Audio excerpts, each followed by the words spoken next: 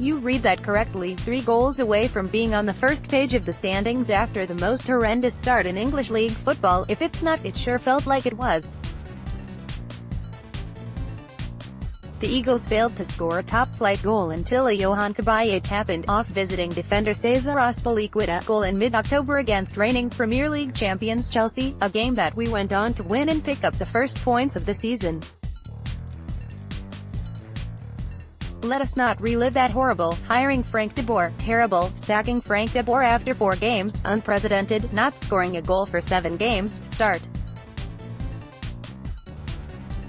Instead, let us focus on what made the season so special to all that experienced it. First and foremost, it was the season of one-days at Wilfried Armel Zaha. When he was in the side, Palace were one of the most dangerous teams outside of the top 6. When he was out injured, the side was a shambles without his attacking presence.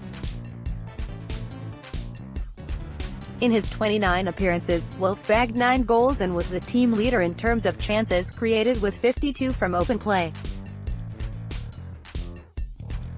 You would be hard-pressed to find a player more important to their side than he was to ours this season. While Prudence and opposing fans call Palace a one-man squad, what made this season so special was the efforts of the other members of the squad.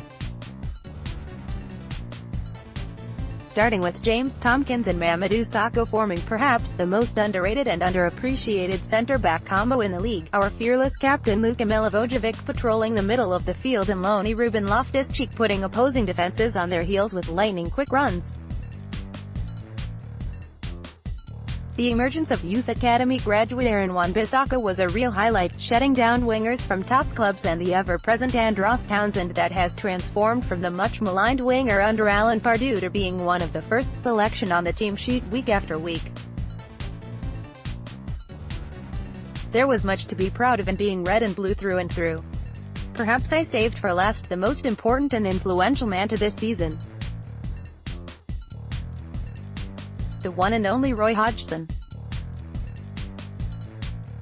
The man that has just been awarded the freedom of the borough of Croydon was initially not so warmly received.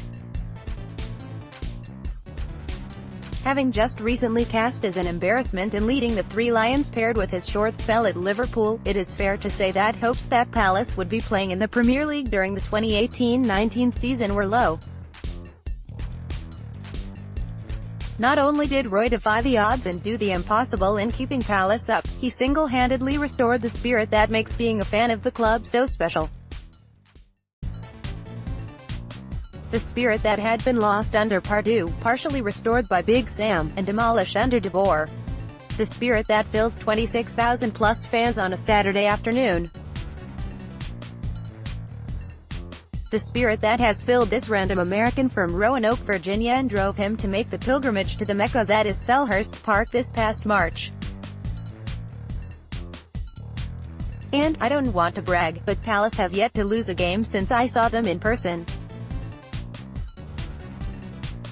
Palace may have lost to Liverpool on that cold, rainy morning, but like the slogan that is on the front of the sweatshirt I bought, I am Palace for life and I would not want it any other way.